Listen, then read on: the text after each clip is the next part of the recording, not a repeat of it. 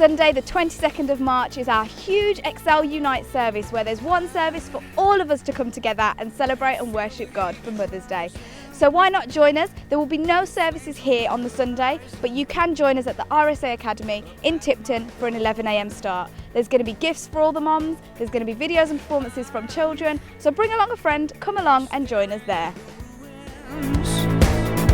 The embers of a brokenness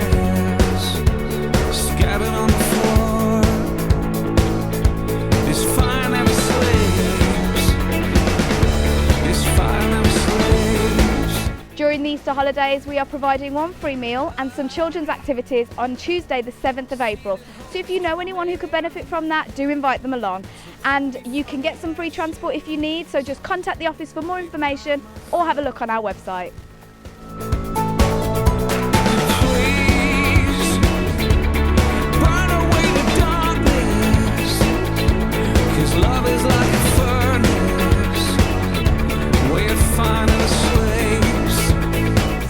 Connect groups are meeting this week, so do try and get involved in one of those if you can, and do stay updated on our website and on social media with any updates about coronavirus and how that may be affecting Excel programs.